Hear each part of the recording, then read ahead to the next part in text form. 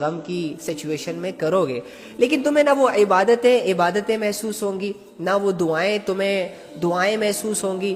تم بس تنگ آ جاؤ گے، بیزار ہو جاؤ گے، اور 2-4 دن کی محنت اور فلسفے اور آنسوؤں کے بعد تمہارا ریلیشن پھر سے اللہ سے ٹوٹ جائے گا. تو اللہ سے اسٹرانگ ریلیشن کریٹ کرنے کے لیے ضروری یہ ہے کہ تم اللہ رب العزت کو جانو، تم اللہ رب العزت کو پڑھو اور دل سے پڑھو، اور پھر پڑھنے کے بعد یقین کرو. اور کہاں سے تمہیں اللہ کی انفارمیشن ملے گی؟ قرآن سے.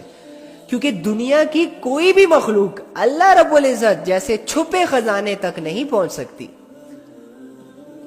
دنیا کے پاس اللہ کا علم نہیں ہے. اللہ کا علم اتنا ہی اس دنیا کے پاس ہے جتنا اللہ نے اس دنیا کو دیا ہے، اور وہ قرآن میں موجود ہے.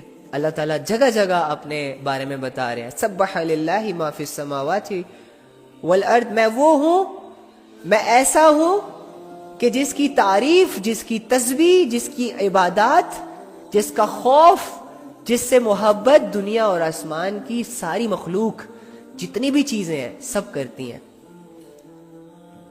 الذی خلق 7 سماوات، میں ہوں وہ جس نے 7 آسمان بنائے.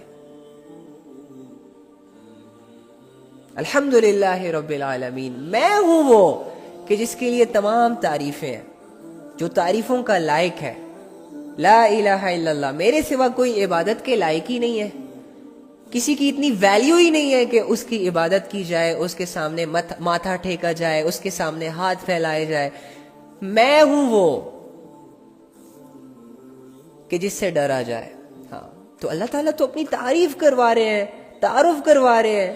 لیکن میں اور تم، سلمان خان سے فرصت ملے تو اللہ کو جانے نا، کترینہ کیف سے فرصت ملے تو اللہ کو جانے، بی ٹی ایس آرمی سے فرصت ملے تو اللہ کو جانے. سوشل میڈیا پہ یہ جو نئے سوشلے لوگ چھوڑ رہے ہیں، اور یہ جو اپنے آپ سے لوگ لاکھوں لوگوں کو متاثر کرنے کی کوششیں کر رہے ہیں، گاڑیاں دکھا کر، لکس دکھا کر، ننگے جسم دکھا کر، پیسے دکھا کر، بلو ٹکس دکھا کر، فالوورز دکھا کر، میں ان سے متاثر ہونا چھوڑوں تو میں اللہ کی طرف جاؤں نا. میں ان مٹیریل سے نکلوں تو میں اللہ کی طرف جاؤں نا. یہ دنیا تو مجھے قید کر چکی ہے ہر طرف سے.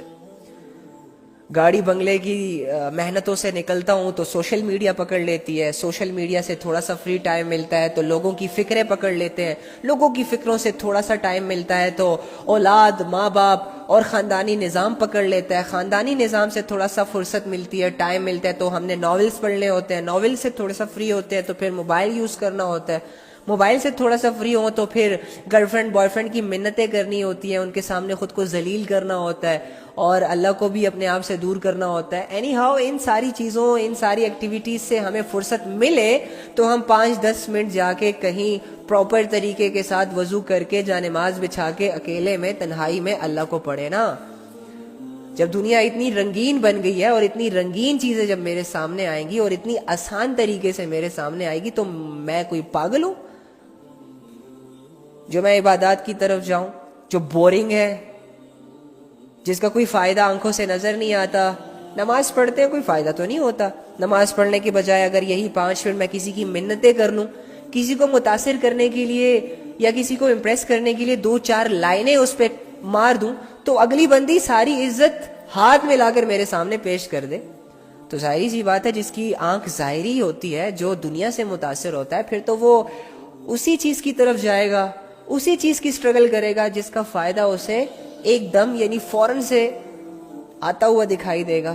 تو ہم مٹیریلسٹک لوگ ہیں، ہمیں غیبی باتیں سمجھ نہیں آتی، ہم اپنے آپ کو تیار نہیں کر پا رہے آخرت کے لیے، کیونکہ آخرت ہم نے دیکھی نہیں، کنفیوز ہیں، پتہ نہیں ہوگی بھی کہ نہیں، پتہ نہیں جنت ہے بھی کہ نہیں، پتہ نہیں مرنے کے بعد دوبارہ کھڑے ہوں گے بھی کہ نہیں، وغیرہ وغیرہ وغیرہ وغیرہ. شیطان نے ہمیں اس قدر کنفیوز کر دیا. اور ہمارے دلوں کے اندر وہ قیمتی ایمان، ہمارے دلوں کے اندر وہ قیمتی اللہ کی یاد، ہمارے دلوں کے اندر وہ اسلام کے لیے لڑنا، اسلام کو فالو کرنا، اسلام کے لیے اپنی جان تک دے دینا، ایسے جذبے نکال کے باہر پھینک دیے. اب میرے دل میں صرف دنیا کی محبت رہ گئی، اب میرے دل میں صرف اور صرف لوگوں کی پرواہ رہ گئی، اب میرے دل میں صرف اور صرف لوگوں کا خوف ہے